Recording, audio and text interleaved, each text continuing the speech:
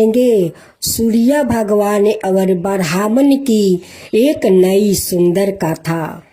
एक ब्राह्मण था जो सो कर उठता है तो सूर्य भगवान को नाम वो सारा दिन जपता रहता है। ओम नमः सूर्य देवा, ओम नमः सूर्य देवा। वो सुबह से लेकर शाम तक सूर्य भगवान को ही वो नाम जपता रहता था। वो बूढ़ा ब्राह्मण देव का एक बेटा और बहू थी। ब्राह्मण देव मोटर और जौ का सतुआ बहुत पसंद करते थे, लेकिन जब ब्राह्मण देव सतुआ खाते हैं तभी उनकी पैखाना लग जाता है। जब वो पैखाना में जाते हैं तो उनकी बहू झांकी पार कर देखती है कि उनकी कहीं पेट तो नहीं खराब हो गया सतुआ खाकर। जब बूढ़ा ब्राह्मण पैखाना से निकलते हैं तो बहू से कहते हैं कि बहू, जब मैं पैखाना जाता हूँ तभी न तू झांकी पार कर क्यों देखती हो? कहती है कि देखती हूँ कि कहीं आपका पेट तो नहीं खराब हो गया है। ब्राह्मण देव कहते कि अगर मेरा पेट खराब हो गया होगा तो तुम क्या करोगी? मेरा सेवा करोगी, मुझे दावा बीरो करोगी? बहू एक बात का उत्तर नहीं देती है, वो चुप रह जाती है। ऐसे एक दिन, 2 दिन, 3 दिन ब्राह्मण देव देखे। एक दिन अपना बेटा से कहते हैं कि देख गिरी, जब मैं पैखाना जाता हूँ तभी तेरा पत्नी वो झांकी पार कर देखती है, मुझे अच्छा नहीं लगता है। गिरी कहता है कि पिताजी आप क्यों नहीं डांटते हो? ब्राह्मण देव कहते हैं कि जब मैं डांटता हूँ तो वो नैहर जाने को बात करती है कि मैं नैहर चली जाऊंगी। एक दिन ब्राह्मण देव गुस्सा होकर वो जौ और मोटर का सतुआ और अचार, मुरई, पियाज का वो मोटरी बांध लेता है और घर से निकल पड़ते हैं।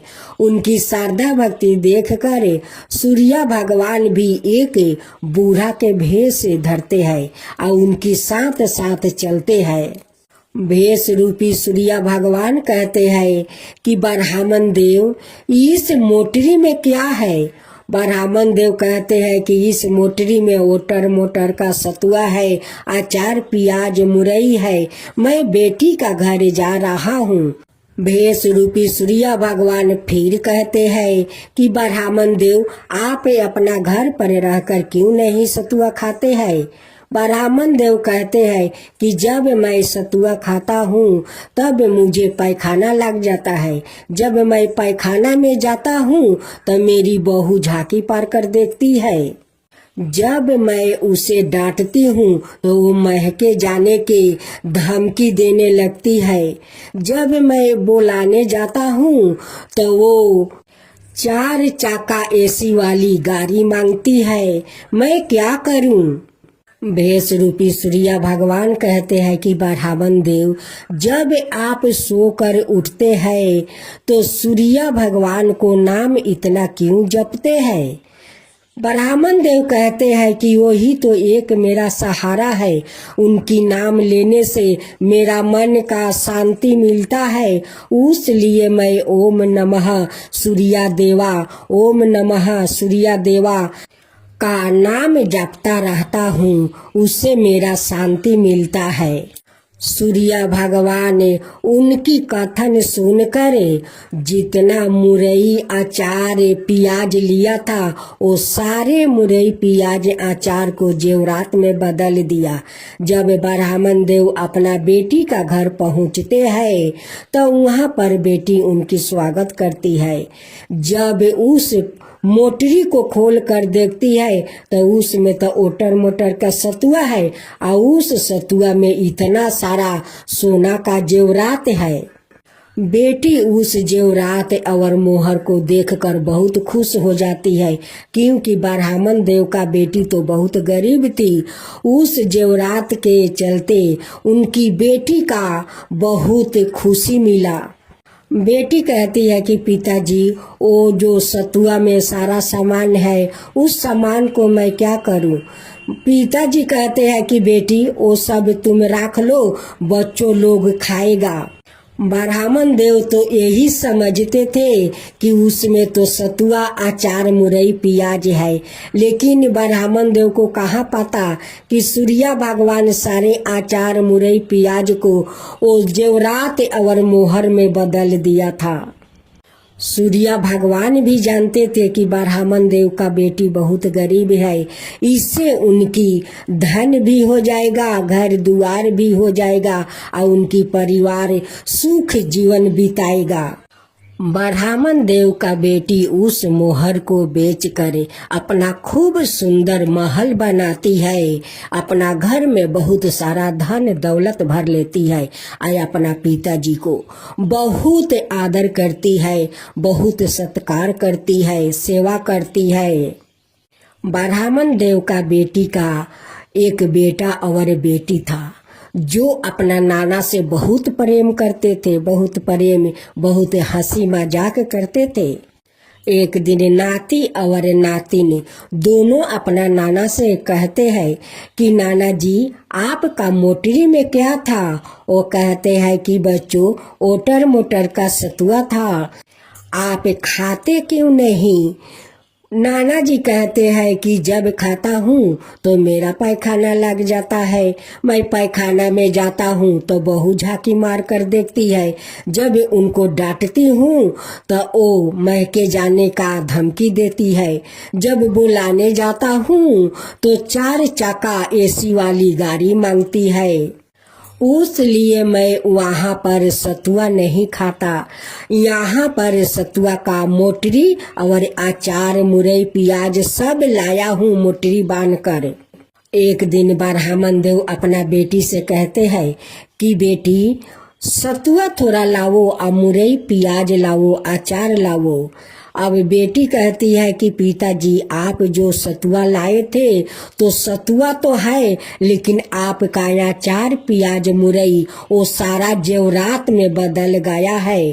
अब तो ब्राह्मण देव सुनकर आश्चर्य हो गए, कहने लगे कि बेटी, ये तो सूर्य भगवान का कृपा है, ये तो सूर्य भगवान का कृपा है। ओम नमः सूर्य देवा, ओम नमः सूर्य देवा।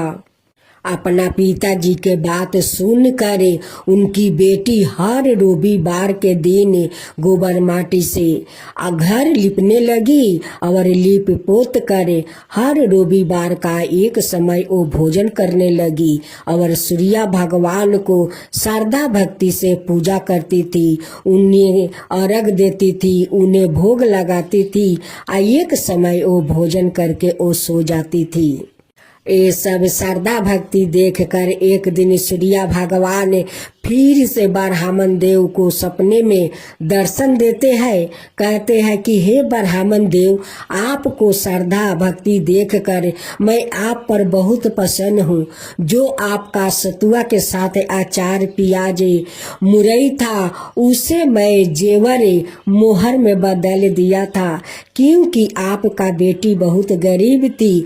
आज उसी जेवरात के कारण आपका बेटी का सब दुख दूर हो गया है। ब्राह्मण देव हाथ जोड़कर प्रणाम करते हैं। सूर्य भगवान कहते हैं कि जब ब्राह्मण देव आप घर से निकले, आपके साथ मैं ही तो था, मैं ही तो आपके साथ बहुत दूर तक आया था। आपका मुंह से ओम नमः सूर्य देवा, ओम नमः सूर्य देवा, ये सुनकर आप पर मैं बहुत प्रसन्न हो गया, उसलिए सारे अचार, मुरई, प्याज को सोना मोहर में बदल दिया।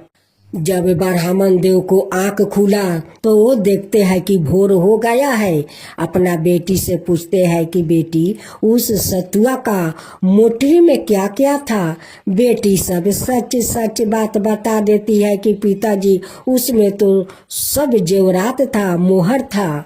कहते हैं कि बेटी, ये तो सूर्य भगवान का कृपा था, वो तो साक्षात मेरे साथ साथ कुछ दूर तक आए थे, मेरे बेटे पतों के बारे में भी पूछा था, मैं सब बताया था। लेकिन मैं सूर्या देव को पहचान नहीं पाया कि वो मेरे साथ साक्षात सूर्या भगवान है। ब्राह्मण देव अपना बेटी का घर में सुख पूर्वक रहने लगे, खुशी खुशी से अपना नाती नातिन का साथ बिताने लगे। हे सूर्या भगवान, जैसे उस ब्राह्मण पर आप कृपा किया वैसे सब पर कृपा करना। कहानी कहने वाला, हुंकार भरने वाला, सुनने वाला मेरे सारे भक्त जनों पर कृपा करना, उसका बाद मेरा ऊपर करना। राधे राधे भक्त जनों, आज आप सुनेंगे शनिवार व्रत कथा। यह व्रत शनिदेव की प्रसन्नता के लिए किया जाता है।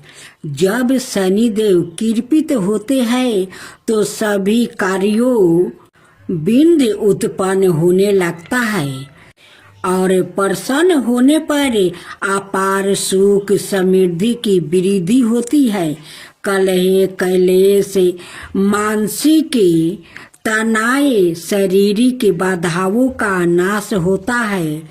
परिजनों के व्यवहार में अनुकूलता आने लगती है। वृद्धि ठीक तरह से काम करने लगती है। इसके अलावा अधूरे काम पूरे होते हैं। बिगड़े काम सहज ही पूर्ण होकर घर में सुख शांति आती है। जो स्त्री पुरुष शनिवार का व्रत पूरे श्रद्धा भक्ति भाव से धारण करते हैं, उनके समस्त पाप नष्ट होकर उन्हें अभिष्ट की प्राप्ति होती है। शनि देव की पूजा अर्चना करने से वो सहज ही प्रसन्न होकर अपने भक्त की समस्त मनोकामना पूर्ण करते हैं। राहु केतु के प्रकोप से भी उन्हें बचाते हैं। पूजन विधि विधान यूं तो यह व्रत किसी भी मास के शुक्ल पक्ष के प्रथम शनिवार से आरंभ किया जा सकता है, लेकिन श्रवण मास के तीसरे शनिवार से आरंभ का ज्यादा महात्म्य बताया गया है। उसे 19 या 51 व्रतों को करने का विधान है।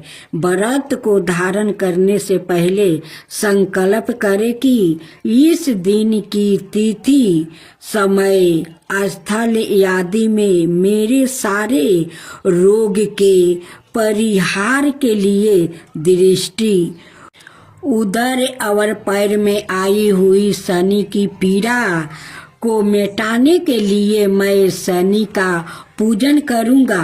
व्रत निर्ध्यान रूप से संपन्न हो, उसके लिए गणपति का पूजन और कलश की स्थापना भी करूंगा।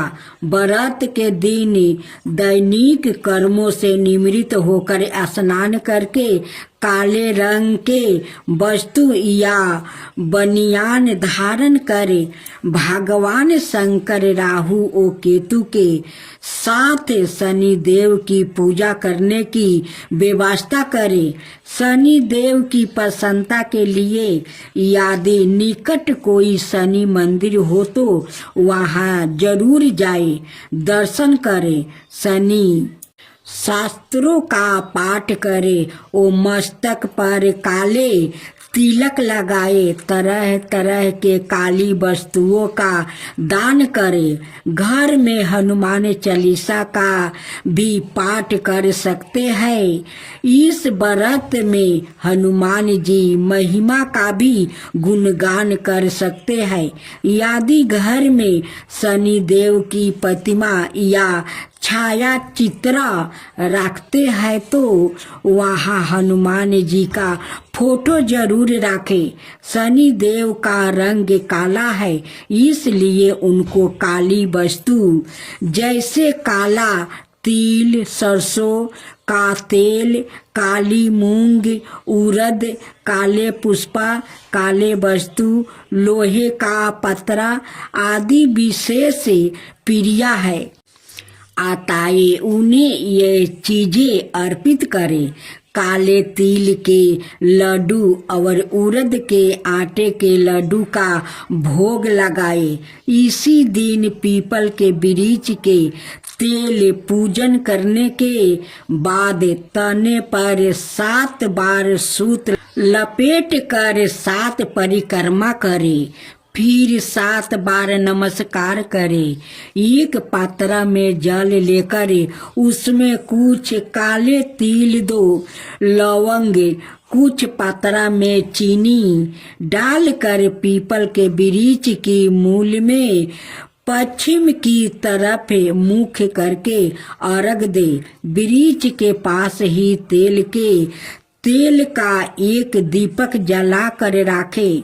फलों में केला और भोजन में उड़द की दाल और उसमें बने पदार्थों भोजन एक समय और सूर्यास्त के 2 घंटे बाद करे। भोजन के पूर्व कुत्ते को रोटी देने का विधान है। व्रत के दिन 3 या 19 माला लेकर ओम प्रा प्री प्रो सन सनाए नाम मंत्र जपना चाहिए। संकल्प अंतिम व्रत के दिन सामी के वृक्ष की लकड़ी से एक छोटा सा हवन भी करे। यदि शनि की 2.5 या 7.5 चल रही है तो योग्य ब्राह्मण द्वारा शनि ग्रह मंत्र का 23,000 मंत्रों का जप अवश्य करो।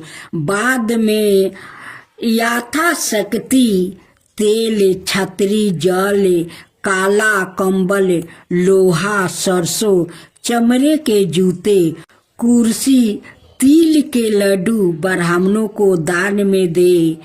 चींटिया को आटा खिलाए। शनि शास्त्रों का पाठ व्रत के दिन करना विशेष लाभप्रद माना गया है। भक्तजनों, अब आप सुनेंगे देवी काली की कथा। देवी काली को शक्ति का साक्षात स्वरूप माना जाता है। माता रानी अपने भक्तों पर दया दृष्टि रखती है, लेकिन दुष्ट और दुराचारियों पर विध्वंस भी करती है। महिषासुर अति बलशाली दैत्य था, जिसका संहार देवता भी नहीं कर सके। इसलिए देवी काली का जन्म हुआ।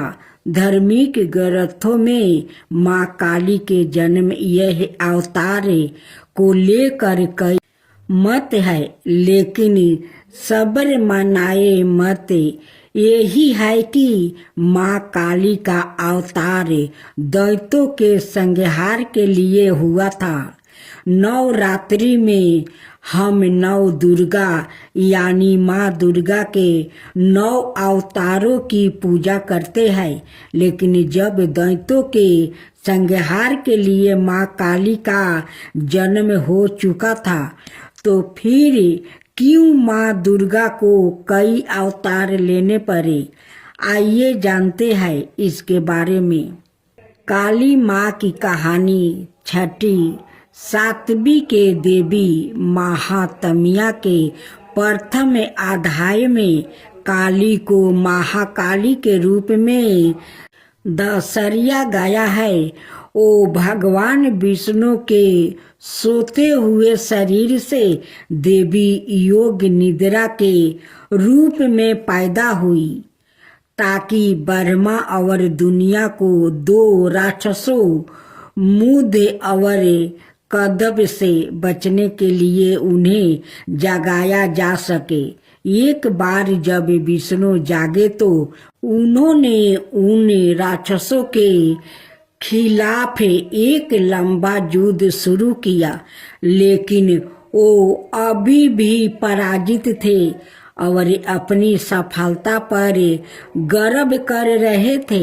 यह देखकर महाकाली ने महामाया का रूप धारण किया और दोनों राक्षसों को मंत्रामूर्ध करने के लिए चली गई।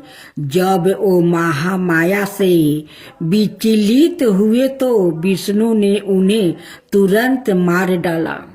बाद के अध्यायों में चंड और मुंड दो राक्षस थे जो देवी दुर्गा पर हमला करते थे।